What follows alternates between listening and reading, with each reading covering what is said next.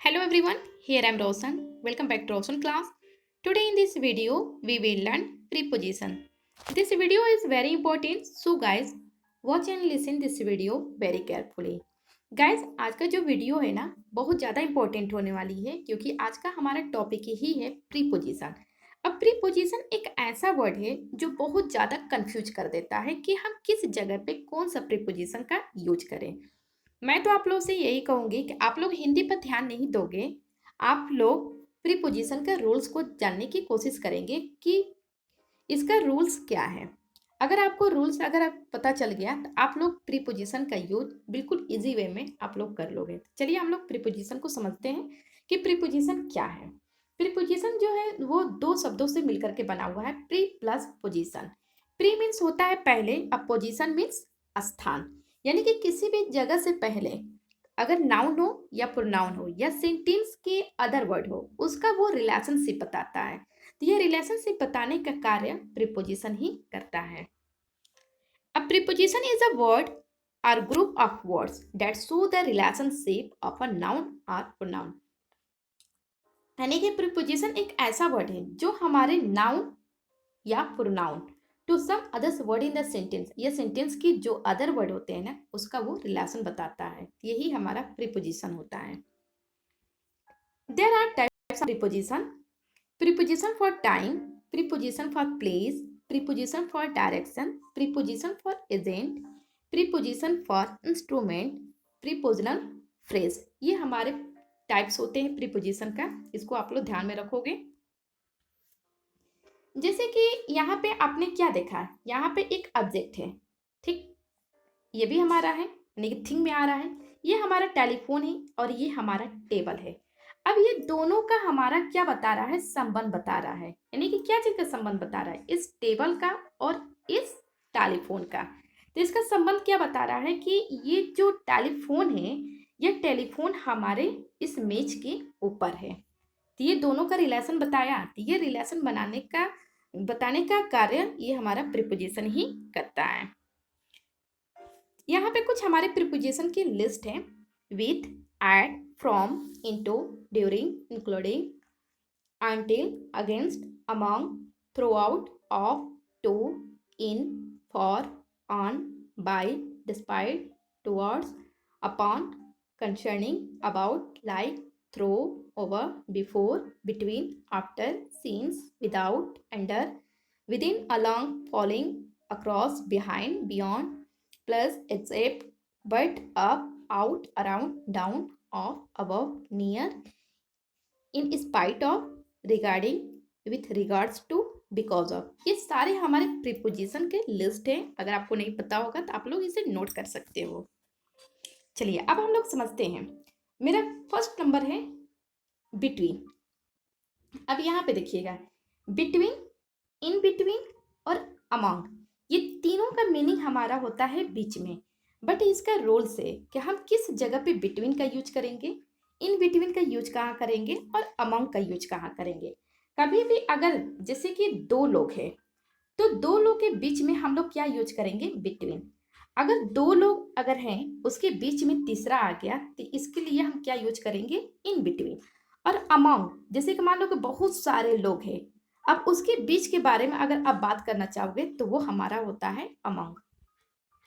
अब यहाँ पे देखिए, distribute sweets Ram and Shyam. अब यहाँ पे हमारे क्या है, दो लोग हैं, एक श्याम है और प्लस एक राम है। अब इस राम और श्याम में मीठे को यानी कोई स्वीट से अब बांटने को कहा जा रहा है, इसके लिए हम क्या यूज करेंगे, इसके लिए हम बिटवीन का यूज करेंगे। बिटवीन हम कितने लोगों के लिए यूज करते हैं, सिर्फ दो के लिए। अब आता है हमारा कि रवि राम और श्याम के बीच में खड़ा है। अब यहाँ पे क्या है, Ravi is standing between Ram and Shyam. अब यहाँ पे जो है आपका रवि भी है, राम है और श्याम है। तो ये राम और श्याम के बीच में कौन खड़ा है, रवि खड़ा है, यानी कि बीच में रवि आया, तो इसके लिए हम क्या यूज करेंगे, इन बिटवीन का यूज करेंगे। Distributes books children. अब यहाँ पे डिस्ट्रीब्यूट होता है बांटना, तो ये डिस्ट्रीब्यूट बुक्स चिल्ड्रन। अब यहाँ पे बुक को डिस्ट्रीब्यूट किया जा रहा है किसके बीच में, बच्चों के बीच में। अब यहाँ पे बच्चों की संख्या नहीं दी गई है कि बच्चे कितने हैं। अब बच्चे बहुत सारे हैं, क्लास में बहुत सारे बच्चे हैं, तो उनके बीच में हमारे बुक को डिस्ट्रीब्यूट करना है, तो यहाँ पे हमारे क्या हो जाएंगे, अमाउंट हो जाएंगे। तो आपको ये पता चल गया, बिटवीन दो लोग, इन बिटवीन यानी कि जो बीच में है, दो लोगों के बीच में, उसके लिए हम इन बिटवीन का यूज करते हैं। और अमंग यानी कि बहुत लोगों के बीच में, जैसे कि 15 भी हो जाएंगे, पूरे क्लास भी हो जाएंगे, 10 भी हो जाएगा, 20 भी हो जाएगा, यानी कि 3 से हमारे अधिक होंगे। अब आता है हमारा इन और इनटू। इन हम कहाँ यूज करेंगे और इनटू कहाँ यूज करेंगे। तो आप लोग यहाँ देखिए, इन पहले से ही कोई वस्तु किसी के अंदर हो तब उसका उपयोग हम लोग क्या करते हैं, इन। जैसे कि कोई चीज है, ओके, जैसे मान लो कि ये रूम है, इस रूम के अंदर हमारा कोई बॉक्स है, तो इसके लिए हम क्या यूज करेंगे, इन का यूज करेंगे। जब कोई वस्तु बाहर से अंदर रखी जाती है, अब जैसे कि मान लो कि ये रूम हो गया, अब इसमें हमको बुक को ला करके इसमें रखना है, तो इसके लिए हम क्या यूज करेंगे, इनटू यूज करेंगे।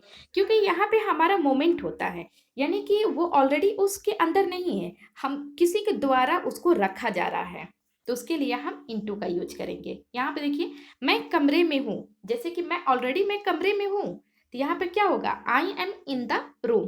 क्यों, क्योंकि मैं कमरे में ऑलरेडी हूँ, इसलिए यहाँ पे इन का यूज होगा। अब आया हमारा इंटू, उसने नदी में छलांग लगाई। अब वो नदी में जो छलांग लगा रहा है, ऑलरेडी उसमें है नहीं, छलांग लगा रहा है वो, तो यहाँ पे क्या हो रहा है, मोमेंट हो रहा है। He jump into the river, यानी कि आप ध्यान में ये रखोगे कि अगर किसी चीज के अंदर ऑलरेडी है तो वहां पे इन होगा, लेकिन किसी के द्वारा उसको, उस वर्क को किया जा रहा है, रखा जा रहा है, तो वहां पे हमारा इंटू होगा। जैसे कि नदी में उसने छलांग लगाया है, तो यानी कि वहां पे मोमेंट हो रहा है थोड़ा, तो उसके लिए हम इनटू का यूज करेंगे। इनटू का यूज हम लोग अवस्था के लिए भी यूज करते हैं, जैसे कि मान लो कि दूध से दही बनाना, यहाँ पे अवस्था उसका चेंज हो रहा है, क्योंकि दूध से वो चेंज हो गया हमारा दही में, बर्फ से हमारा चेंज हो गया पानी में। और या कोई भी सेंटेंस को अक्सर आप लोग देखते हो ना कि translate into English, translate into Hindi, यानी कि उसको फॉर्म को क्या किया जा रहा है, चेंज किया जा रहा है, तो उसके लिए भी हम इनटू का यूज करते हैं। जैसे कि देखिए यहाँ पे आई चेंज मिल्क कर्ड, जैसे कि मैंने दूध को क्या चीज में चेंज किया, दही में चेंज किया, तो यहाँ पे हमारा क्या हो जाएगा, इनटू हो जाएगा। अब आता है हमारा इन और एट। इसके लिए हम कहाँ यूज करेंगे, देखिए इन का यूज हम कहाँ करते हैं, इसका प्रयोग बड़ी जगहों के लिए किया जाता है। जैसे कि कहीं भी बड़ी स्थान के बारे में अगर हम बात करें, तो वहां पे हम इन का यूज करेंगे। और ऐड का यूज, इसका प्रयोग छोटी जगहों के लिए किया जाता है। कोई भी छोटा सा जगह है, जैसे कि मान लो कि दिल्ली है, तो दिल्ली हमारा क्या है, वो बहुत बड़ी जगह, लेकिन उसमें दिल्ली में हम अगर छोटा सा अगर जगह का नाम अगर हम बताते हैं, तो वहां पे हमारा एट होगा, बट उस पूरे सिटी को अगर हम लेंगे तो वो हमारा क्या होगा, इन होगा। जैसे यहाँ पे देखिए, मैं मध्य प्रदेश के ग्वालियर में रहता हूँ। अब यहाँ पे क्या है, मैं मध्य प्रदेश के ग्वालियर, यानी कि ये मध्य प्रदेश जो हो गया, ये हमारा शहर हो गया, और उसका नाम बता रहा है कि ग्वालियर में रहता हूँ, यानी कि वो एक छोटा सा जगह है, तो वहां पे रहता है। अभी इसका इंग्लिश क्या होगा, आई लिव एट ग्वालियर, क्योंकि ग्वालियर हमारा क्या है, छोटा सा जगह है, तो इसलिए हमने एट का यूज किया। इन मध्य प्रदेश, क्योंकि मध्य प्रदेश जो है वो हमारा एक सिटी है, तो उसके लिए हम क्या यूज करेंगे, इन का यूज करेंगे। तो आपको पता चल गया कि इन हम बड़े जगहों के लिए किया जाता है, और एट का यूज हम छोटे जगह के लिए यूज करते हैं। एट का यूज हम परफॉर्मेंस दिखाने के लिए भी करते हैं। जैसे कि मैं क्रिकेट खेलने में अच्छा हूँ, तो यहाँ पे परफॉर्मेंस दिखा रहा है कि मैं क्या चीज में अच्छा हूँ, I am good at playing cricket. क्योंकि सबका हॉबी अलग अलग होता है ना, तो वो सभी अपनी अपनी जो भी उनका वो फेवरेट कोई चीज हो उसमें वो चैंपियन होते हैं, तो इसके लिए भी हम एट का यूज करेंगे जहाँ पे हमारा परफॉर्मेंस दिखाना हो। जैसे कि तुम मैथ में बेकार हो, जैसे कि कोई होता है ना, बहुत लोगों को मैथ पसंद नहीं होता है, या कुछ लोग होते हैं जो बहुत ज़्यादा उसको इंटरेस्ट लेते हैं, बहुत ज़्यादा उसमें चैंपियन होते हैं, तो उसके लिए भी हम एट का यूज करेंगे। देखिए, you are weak at mathematics, अब यहाँ पे क्या है, उसका परफॉर्मेंस दिखाई जा रही है कि वो मैथ में कैसा है, तो परफॉर्मेंस दिखाने के लिए हम एट का यूज करेंगे। अब नेक्स्ट आता है हमारा ऑन और अपॉन। अब ऑन मीन्स क्या होता है, क्योंकि ये दोनों का मीनिंग होता है ऊपर, ठीक, ये ऑन मतलब भी होता है पर, और अपॉन मतलब भी होता है पर, लेकिन किस तरह से आप लोग समझोगे? जैसे कि मान लो कि ये हमारा क्या है, ये हमारा एक टेबल है। इस टेबल पे ऑलरेडी हमारा पेन पड़ा हुआ है, तो इसके लिए हम क्या यूज करेंगे? ऑन, क्योंकि ऑलरेडी है। जिस तरह से हम लोग रूम वाला हम लोग पढ़े ना, इन और इन टू, इन ऑलरेडी उसमें रहेगा तो इन, अगर किसी के द्वारा उस चीज को उसके अंदर रखा जा रहा है या मूवमेंट थोड़ी सी हो रही है तो वहां पे इनटू होगा, तो सेम हमारा ये भी इसमें यही यूज करेंगे। जैसे कि इस टेबल पे ऑलरेडी हमारा पेन पड़ा हुआ है तो ऑन का यूज करेंगे, और अपॉन का यूज हम कहाँ करेंगे? जैसे कि अब यहाँ पे देखो टेबल है ना, अब इस टेबल पर किसी के द्वारा इस पेन को रखी जा रही है, तो इसके लिए हम क्या यूज करेंगे? अपॉन का यूज करेंगे। जैसे कि टेबल पर एक पेन रखा है, ऑलरेडी उस पर है, there is a pen on the table, क्योंकि ऑलरेडी उस टेबल पे हमारा पेन रखा हुआ है। मैं पेन को टेबल पर रखने जा रहा हूँ। अब वहां पे टेबल पे पेन नहीं है, आपके द्वारा उस टेबल पर पेन रखी जा रही है। I am going to keep this pen upon the table. अब यही आप लोग हिंदी अगर लोगे ना कि सोचोगे कि हाँ ये हिंदी ऑन मतलब होता है पर, तो आप यहाँ पे तुरंत आप लोग ऑन लगा दोगे। तो इसलिए मैंने बोला कि हिंदी पर आप लोग ध्यान नहीं दोगे, आप लोग उसके रूल्स पर ध्यान दोगे। अगर आपको रूल्स पता होगा तो आप अच्छी तरह से कर लोगे, क्योंकि ऑन जो ऑलरेडी है और अपॉन जिस आपके द्वारा उस चीज पर रखा जा रहा है, यानी थोड़ा सा मोमेंट हुआ तो यहाँ पे अब हमारा क्या होगा? अपॉन होगा। अब आता है अंडर और बीनीथ। दोनों का मीनिंग हमारा क्या होता है? नीचे, लेकिन इसमें अंतर है।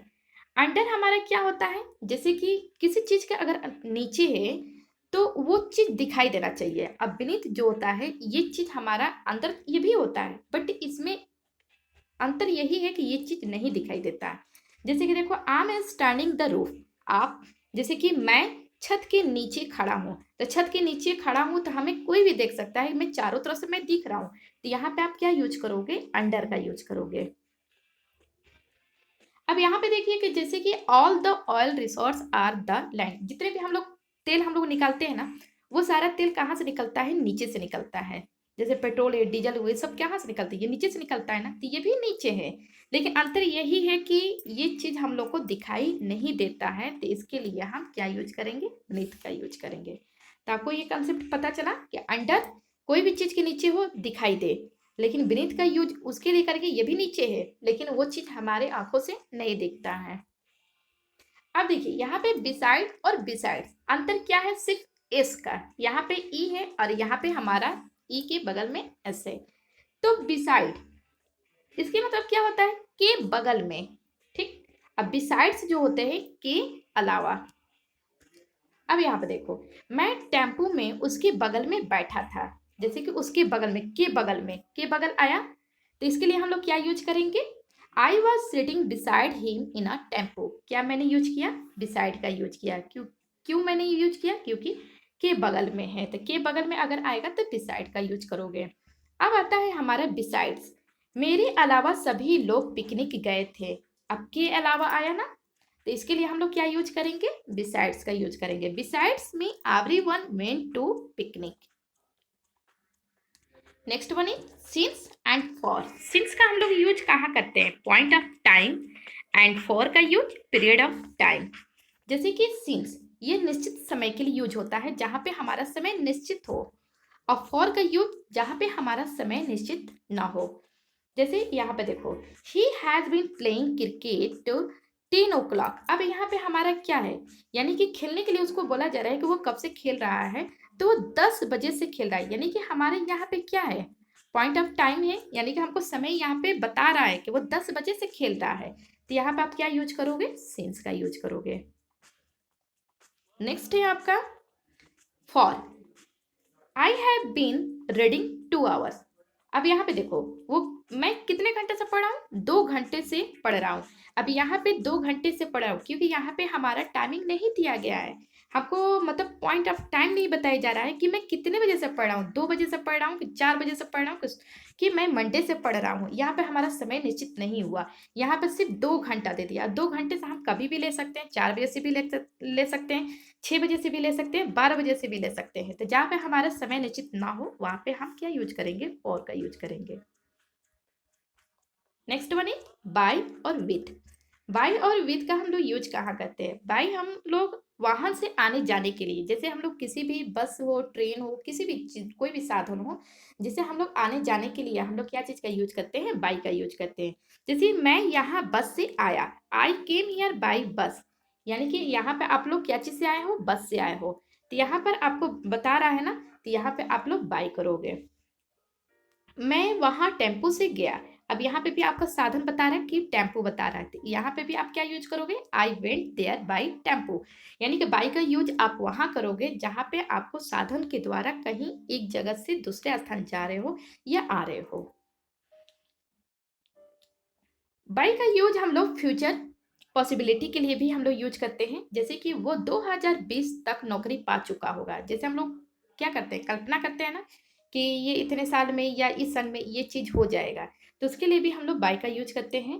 He will have got job by 2020। अब हमारा नेक्स्ट आता है विथ। विथ का यूज हम लोग कहाँ करते हैं? जब कोई चीज को हाथ से पकड़ते हैं, हम लोग कोई भी चीज को हाथ से पकड़ करके उस वर्क को किया जाता है, तो उसके लिए हम लोग विथ का यूज करेंगे। मैं लाल पेन से एक पत्र लिख रहा हूं, I am writing a letter with red pen. अब यहाँ पे हम लोग क्या यूज करेंगे? विथ का यूज करेंगे। क्यों विथ का यूज करेंगे? क्योंकि हमने यहाँ पर क्या किया है, यहाँ पे हम लोगों ने पेन को हाथ से मतलब टच किया हुआ, पकड़ा हुआ है, और उसके द्वारा हम लोग लिख रहे हैं, तो यहाँ पे हम लोग विथ का यूज करेंगे। अब जैसे मान लो कि हम लोग झाड़ू है, झाड़ू को हम लोग लगाते हैं ना, तो झाड़ू को हम लोग पकड़ करके झाड़ू लगाते हैं, तो उसके लिए भी आपका विथ यूज होगा। मैं तुम्हारे साथ हमेशा हूँ, इसके लिए भी हम हमेशा क्या यूज करते हैं? विथ का यूज करते हैं। I am always with you. Next आता है हमारा ऑफ। अब ऑफ का मीनिंग क्या होता है? का, की, के, ये तीन इसके मीनिंग होते हैं। अब यहाँ पे देखिए, तुम मोहन के पिता हो, you are father of Mohan. जब कोई बीमार से मर गया, जैसे कि मान लो कि कोई ऐसा डिसीज होता है जिसके द्वारा वो लोगों की डेथ हो जाती है, तो उसके लिए भी हम ऑफ का यूज करते हैं। ही डाइड ऑफ कैंसर, यहाँ पे आप क्या यूज करोगे? ऑफ का यूज करोगे। लेकिन कोई एक्सीडेंट से अगर मरता है तो आप वहां पे ऑफ का यूज नहीं करोगे, आप वहां पर फ्रॉम यूज करोगे।